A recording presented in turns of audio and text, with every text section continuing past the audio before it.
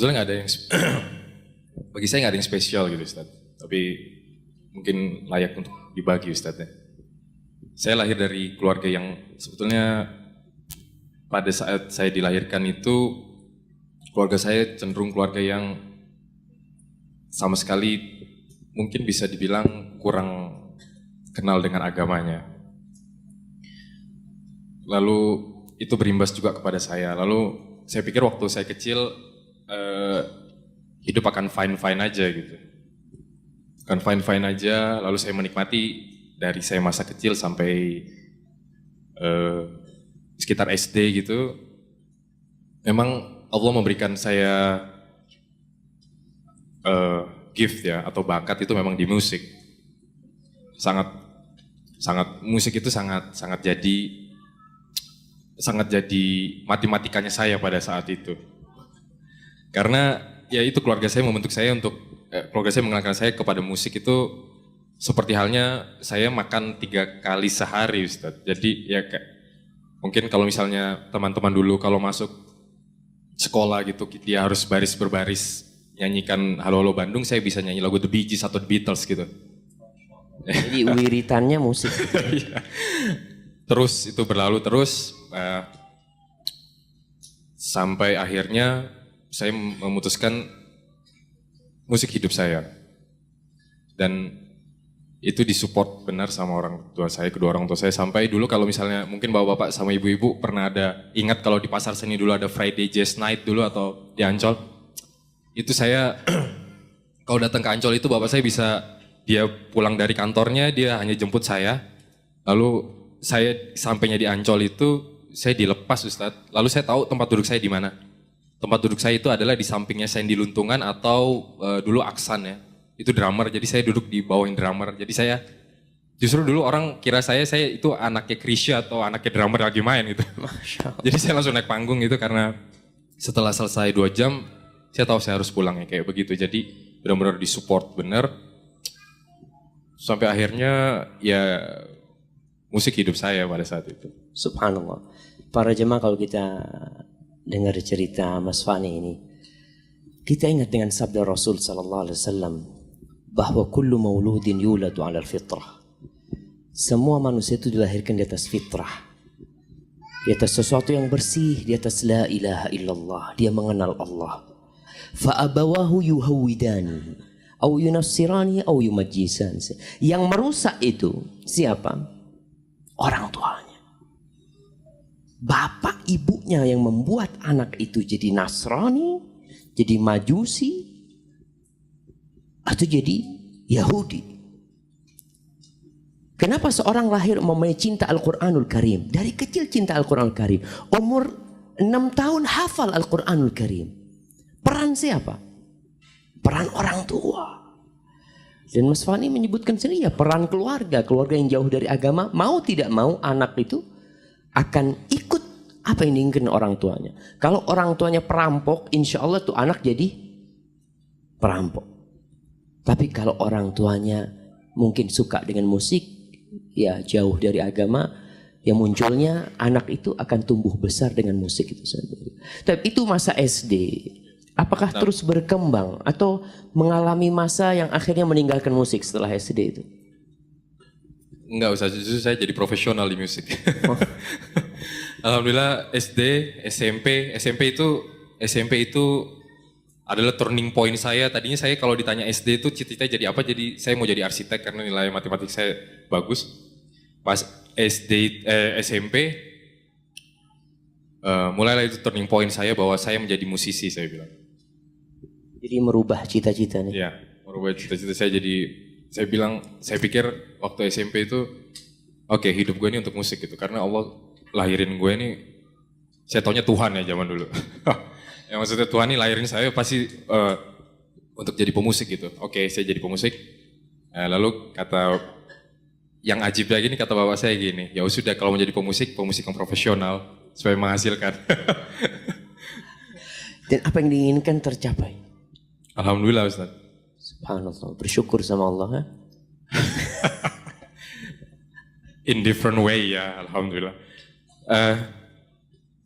SMP mulai ada efek bahwa eh, bahwa musik memang memberikan hal negatif bagi diri saya.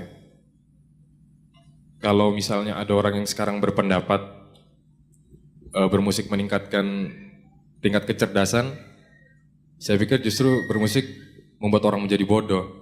Karena dari musik saya kenal drugs. Karena dari musik saya kenal saya kenal, kalau dulu kan kalau kita sekolah gitu untuk kenal yang kelas 1, kenal ke kelas 3 supaya aman gak dipalakin itu kan sulit Ustadz. Kalau saya gampang-gampang aja tuh. Nah, sampai terus berlanjut SMA lulus SMP, name saya jeblok.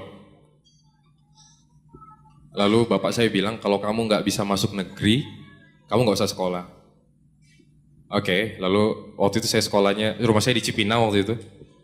Lalu saya cari itu sekolah di Tanjung Priok, waktu itu saya namanya di rayonnya di Tanjung Priok, saya cari, akhirnya saya dapat sekolah itu di Ancol di SMA 41. Jadi saya harus dari Cipinang ke Ancol itu selama 1 tahun supaya saya bisa sekolah. Karena kalau saya di stop sekolah saya pasti nggak punya duit. Karena kan dulu latihan harus pakai duit Ustaz. Beli alat-alat itu kan pakai duit. Jadi kalau dilihat pengaruh kedua karena teman. Jadi pengaruh pertama keluarga, yang kedua sohib-sohib nih. Teman itu mematangkan saya justru Ustaz. Saya justru matang itu ya di teman-teman gitu loh. Jadi tahu ini dan itunya, tips-tipsnya untuk menjadi brutal di musik itu justru sama teman. Subhanallah. Tapi akhirnya menjadi pemusik yang profesional. Kapan itu? Lalu alhamdulillah dapat sekolah. Saya sekolah di Ancol. Tetap tidak menyurutkan saya bahwa saya bercita-cita sebagai pemusik. Saya lulus sekolah, bapak saya bilang, nilai kamu ini hancur semua, dia bilang. Kamu mau apa? Saya bilang, sekolahin saya di Australia, saya bilang. Masya Allah. Saya mau jadi pemusik. Oke, dia bilang. Semua sudah di set. Saya mungkin pada saat itu tinggal, oke, you berangkat ke Australia. Tapi tiba-tiba ibu saya keluar kamar, dia bilang, saya nggak ridho kamu jadi pemusik. Lalu karena nilai saya hancur semua, dia bilang gini, kata bapak saya, itu kamu sudah dengar ibu kamu ngomong apa? Kalau kamu tetap berangkat, kamu jadi nggak beres nantinya. Lalu dia lihat nih, kata bapak saya, di Terawang jadi nilai saya. Oke, kamu yang bagus ini bahasa Inggris deh. Udah deh, kamu kuliah di mana aja, yang penting kamu kuliah di sini, ikut ibu kamu. Subhanallah. Jadi pertimbangan ibu. Selama ini ibu berarti tidak mendukung. Ibu itu pahlawan terbesar saya. Dia tidak pernah bilang enggak untuk saya karena dia tahu apa yang saya suka. Dia nggak pernah secara eksplisit bilang jangan lakuin ini, jangan lakuin ini. Meskipun itu salah, tapi saya appreciate beliau karena saya anak laki-laki satu-satunya di keluarga, di tengah lagi, dan banyak cerita yang ketika ibu ngelahirin saya itu katanya perjuangannya itu benar-benar kalau hidup matinya itu sudah benar-benar bukan 50-50 lagi Ustaz, 90% per 10% hidupnya, 90% matinya. Tapi kemudian ketika tidak jadi ke Australia dan tetap untuk di Indonesia, pengaruh di Jakarta pun nggak lebih baik dari Australia juga gitu kan? Ini ada cerita lucu nih Ustaz. Akhirnya saya kuliah di UNAS Pak. Kalau Bapak kenal ya UNAS, terkenal ya, kemarin ada insiden UNAS itu. UNAS itu sebetulnya universitas nasional ya artinya. Tapi kita sama teman-teman julukinnya udah nasib gitu loh. Jadi yang masuk situ emang udah nasib. Saya masuk situ dan saya takjubnya, saya di situ tuh saya pikir ya sudahlah karena saya lihat ibu saya agak down. Oke lah, chapter ini saya mau hidup saya baik lah, saya kuliah lah untuk ibu. Saya masuk situ, ternyata saya pas di kampus tuh saya lihat Amor Ustadz. Saya tadinya mau baik, saya malah lihat Amor gitu, yang dulu ya beliau lebih dulu senior dari saya ya. Saya pikir, waduh gue salah tempat nih masuk. Amor nih Abu Tako aja mah ya. Terus gimana tuh akhirnya? Ya justru ya ketika saya masuk kampus tuh benar-benar saya lebih matang di situ karena di situ ada Amor, ada teman-teman yang lain. Di mana mereka benar-benar memfasilitasi saya sama musik gitu loh. Saya dulu diterima di Fakultas Sastra Inggris itu peringkat pertama dari semua tes itu, saya peringkat pertama. Tapi juga di situ saya cuma kuliah 4 semester. Ya. Lulus langsung, Masya Allah. Shortcut. Shortcut Ustadz. Justru di situ saya kenal sama semuanya. Saya di situ mulai kenal. Itu karena menjadi pemusik itu hampir diterima semua kalangan sih ya. Sampai bandarnya terima saya, tukang warteg terima saya, tukang rokok terima saya. Itu teman-teman kita gampang aja gitu loh. Jadi ya saya udah nggak kuliah, saya tetap di situ. Justru karir saya di musik itu menanjak gitu. Apakah merasa bahagia waktu itu?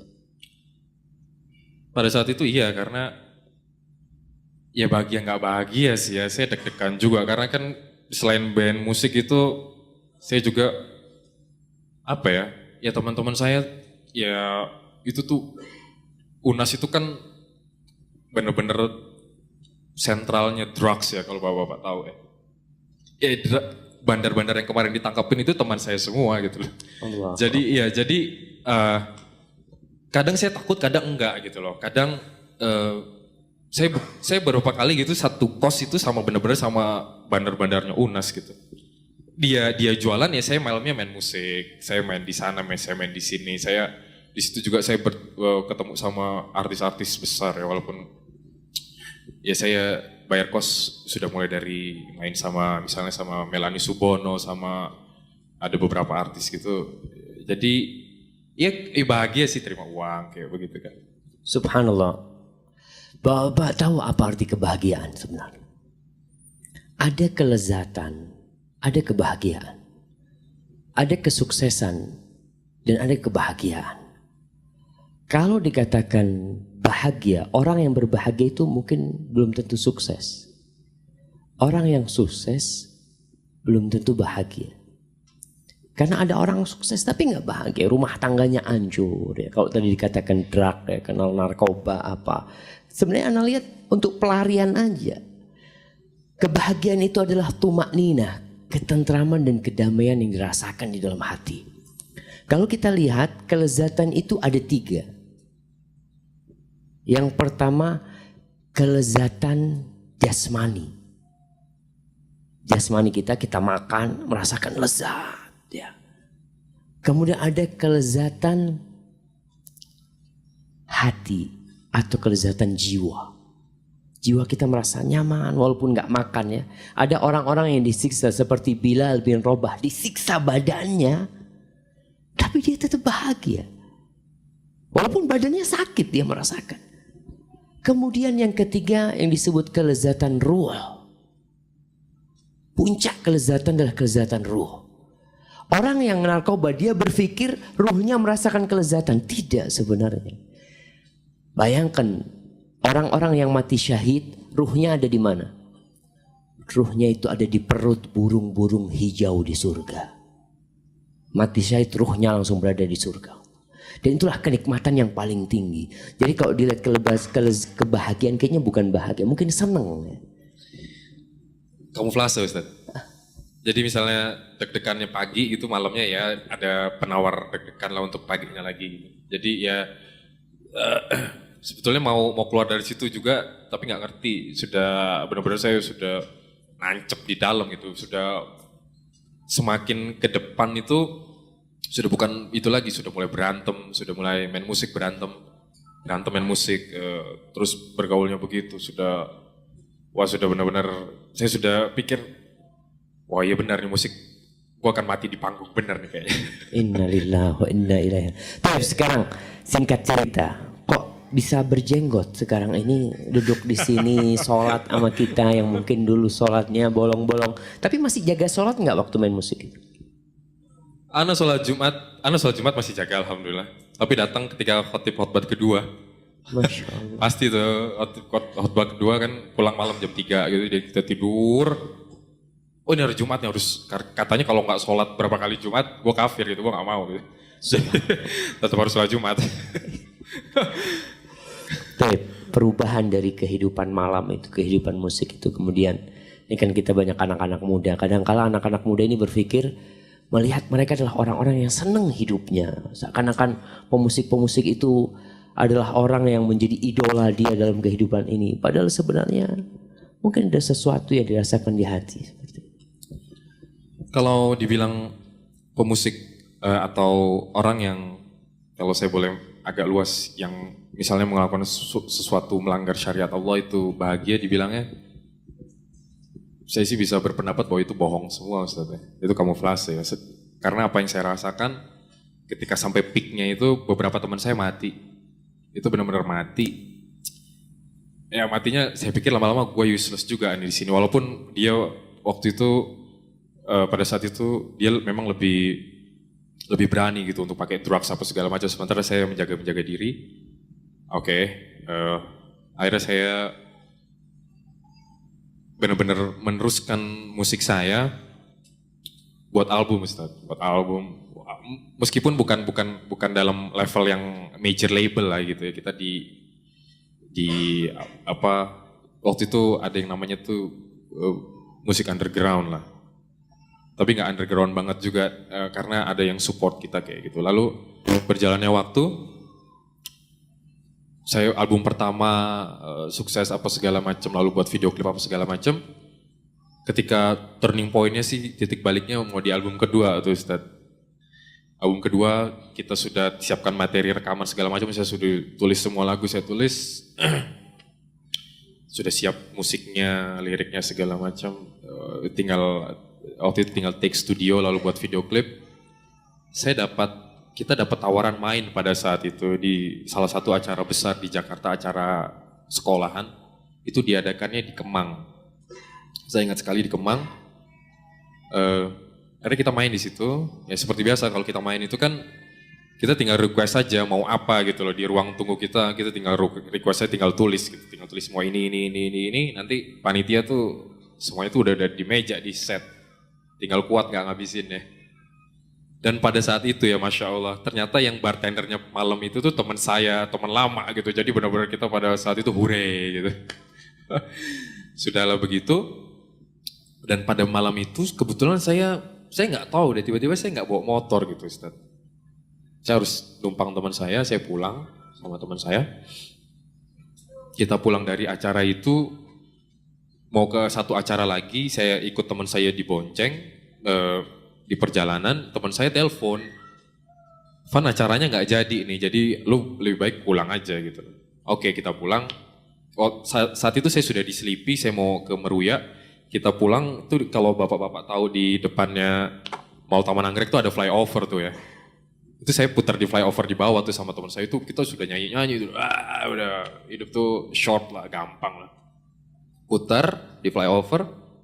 Kalau di flyover itu setelah flyover puter tuh kan di bawah tuh ada langsung dipisah busway sama jalur biasa tuh kan Pak. Teman saya ini tahu dia ambil jalan tuh mepet banget busway Ustaz. Dia mepet banget busway, dia tabrak tuh pembatas busway, kita jatuh ke kiri. Itu kita jatuh ke kiri tuh saya keseret muka saya, dia keseret ininya, dan pada saat itu saya ingat sekali sampai sekarang itu ada bis Mahasari Bakti itu lewat di samping kepala saya.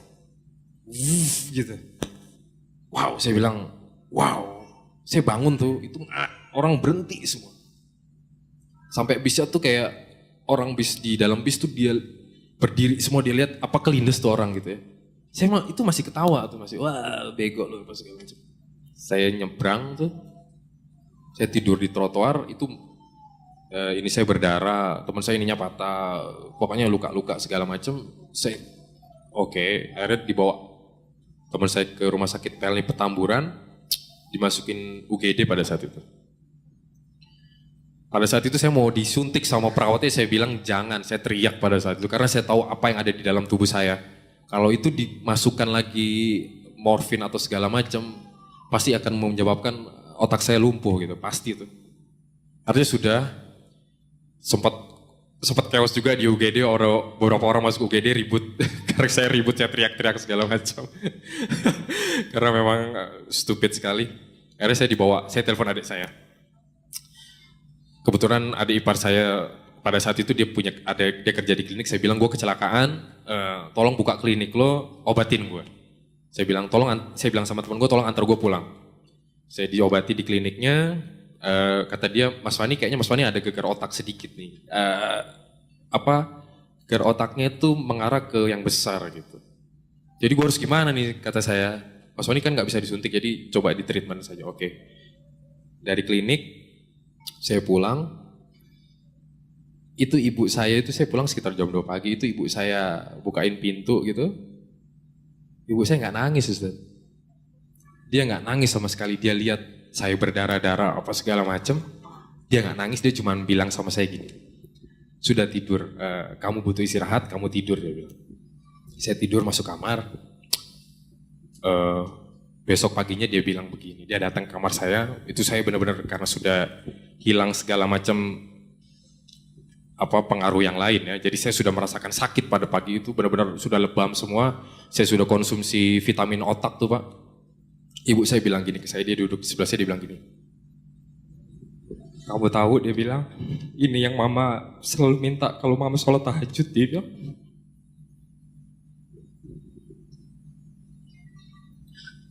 Jadi kalau saya pulang malam itu, ibu saya selalu bukain pintu. Saya selalu lihat, itu kalau saya pulang jam 2 habis manggung, ibu saya pasti lagi sholat tahajud, Ustaz. Kalau dia bukain saya, dia lagi pakai mukena gitu, dia bukain. Jentuh saya. Dia bilang, kamu sabar, ini memang yang mama mau, dia bilang. Kamu sabar, semoga Allah kasih jalan kamu yang lebih baik. Subhanallah ya Ma. Tatkala kita memandang kepada sebuah musibah yang terjadi dengan kacamata Allah Jalla Jalaluhu, kita akan tahu bahwasanya semua takdir Allah itu indah. Allah memberikan cobaan, memberikan musibah kepada seseorang, itu karena cinta Allah. Idza ahabballahu qauman ibtalahum. Kalau Allah cinta dengan suatu kaum, Allah turunkan bala buat mereka. Kenapa? Agar mereka kembali kepada Allah. Allah menceritakan dhaharal fasadu fil barri wal bahri bima kasabat aydin nas liyudhiqahum ba'dal ladzi 'amilu la'allahum yarji'un. Muncul kerusakan di muka bumi ini, di daratan, di lautan, gara-gara dosa yang dilakukan oleh hamba, agar Allah menjadikan mereka merasakan sanksi dari dosa yang mereka lakukan. Tapi tujuannya apa? La'allahum yarji'un, supaya mereka kembali kepada Allah. Tujuannya itu supaya kembali kepada Allah. Terkadang orang tua berdoa kepada Allah, minta kebaikan buat anaknya, ya, nggak pernah berhenti dan nggak boleh berhenti. Seorang ibu tidak boleh berhenti berdoa. Makanya jangan pernah mendoakan keburukan buat anaknya, doakan kebaikan. Minta agar anaknya dapat hidayah lewat musibah, lewat kecelakaan.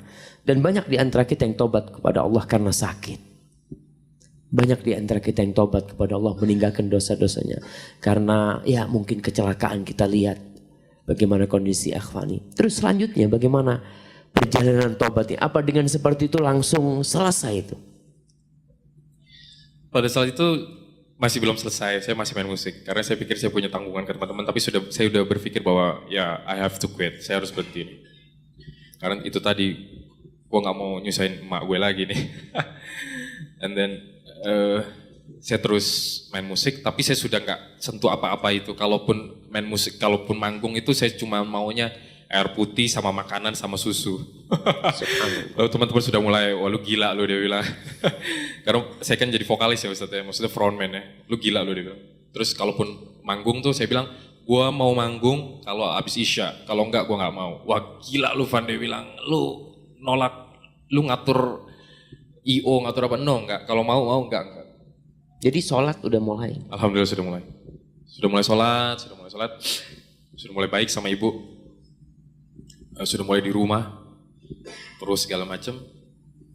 Akhirnya saya berpikir, kalau gue gini terus gue bisa mati. Maksudnya mati itu, ya saya nggak kuat juga gitu loh. Saya tahu betapa manisnya apa yang ada di depan saya dulu. Akhirnya saya Bismillah, saya bilang sama teman-teman itu, kita mau rekaman tuh, saya bilang gue berhenti. Lu boleh cari vokalis lain, gue berhenti. Dan pada saat itu hampir saya mau dipukulin gitu. Karena mereka kan berada di depan saya itu udah mabuk semua gitu loh. Karena saya di band itu jadi motor band gitu loh. Saya yang selalu menyemangati mereka gitu. Ayo. Tiba-tiba sayanya sendiri tarik diri gitu. Dan ya Allah punya, dan saya percaya Allah bukannya mereka mau nyakitin saya pada saat itu ya. Saya percaya bahwa Allah justru cover saya dari mereka dengan cara itu. Subhanallah, akhirnya meninggalkan teman-teman dan meninggalkan musik itu. Ya, berhenti Ustadz, main musik berhenti. Bingung dong, nggak punya duit sudah. Tadinya jadi punya duit apa segala macam, nggak punya duit. Lalu saya pikir, pada saat itu saya umur 28 tahun, saya pikir, oke, gue harus nikah nih. Kalau gue nggak nikah, gue tambah hancur nih. Pokoknya saya harus terus kemarin tuh jadi jadi saya kilas balik terus Ustaz. Saya nikah, ada teman saya telepon saya bilang gini, ada teman-teman wanita juga, dia bilang, lu tahu nggak kalau si ini udah pakai jilbab? Oh yang benar loh. Oke, saya lihat dia, oh iya dia udah pakai jilbab nih. Oke, ini kayaknya pas banget nih bakal gue. Saya langsung datang ke dia, saya bilang gini, lu mau nggak nikah sama gue? Pada saat itu saya nggak tahu, saya nggak punya, kalau kata orang Betawi saya gelondangan lah, bener-bener RP 0 lah Ustaz. Saya cuma tahu saya harus nikah, untuk gue selamat gue harus nikah. Dan perempuan yang saya ajak nikah itu dia cuma bilang gini, kalau lu mau nikah sama gue, lu bilang sama babe gue. Oh, oke, gue bilang sama babe lu. Saya datang. Modalnya modal nekat nih. Bondo nekat Ustaz. Oh nekat. Saya bilang sama bapaknya, alhamdulillah bapaknya, pertama saya juga takut gitu, bapaknya tuh dulu preman tebet tuh segala macem. Oh saya udah tahu bapaknya begini, tapi saya bismillah saja. Bapaknya preman dulu. Preman banget Ustaz. Masya Allah. Jadi mertuanya ini mantan preman. Yoi. Preman pensiun tapi. Justru saya pas minta anaknya itu Pak, saya di sini kedatangan saya meminta anak bapak. Justru dia malah nangis Ustaz. Karena ini anak kesayangan juga ternyata. Jadi Allah mudahkan, Masya Allah. Akhirnya kita, tapi nggak mudah juga sih. Setelah itu kan saya harus kumpulin uang untuk nikah juga Ustaz. Tapi kenapa kok berpikir harus menikah? Ada apa? Kenapa selama ini tidak memikir untuk menikah? Karena itu Ustaz yang tadi Ustaz bilang tuh, misalnya ada 1000 wanita yang 99 telanjang itu, saya justru pada saat itu kan sudah Allah beri kesehatan di pikiran saya. Saya pikir kalau ya gini gue udah pernah semua gitu. Gue kan gak akan begini terus, gue harus pilih yang baik untuk hidup gue sekarang. Subhanallah. Nih anak-anak muda nih, ingat dengan sabda Rasulullah SAW, ya ma'asyarus syabab, wahai anak-anak muda, man istata'a minkumul ba'a falyatazawwaj. Barang siapa di antara kalian mampu menikah, segera menikah. Kenapa? Fa innahu aghaddu lil basar wa ahsan lil faraj. Karena menikah itu akan membuat seorang bisa menahan pandangannya dan menjaga kemaluannya. Anak muda yang disuruh. Banyak di antara kita yang mengejar kesuksesan. Aku harus sukses dulu, aku harus seperti ini, baru menikah nantinya. Tidak sedikit di Jakarta itu yang menikah di atas umur 30 tahunan. Mas Jarod umur berapa nikah Mas? Oh 25 nih, kayak Rasulullah SAW umur 25 nih udah nikah nih. Maka anak-anak muda nih kalau bisa umur berapa nih? Iya. Yang ini dulu. Iya. 16. SMA kelas berapa?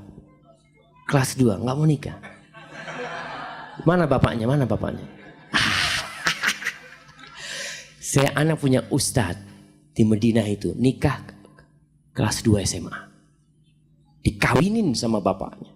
Karena sama di Arab juga mungkin pergaulannya menakutkan. Dikawin anak umur 18. Kata bapaknya, anak yang nanggung istrimu. Tapi anak ingin kau selamat. Jadi si anak ini akhirnya jadi profesor dia. Dia cerita ketika sohib-sohibnya masih menghayal. Anak pulang ke rumah punya istri halal. Kata dia. Halal istri anak.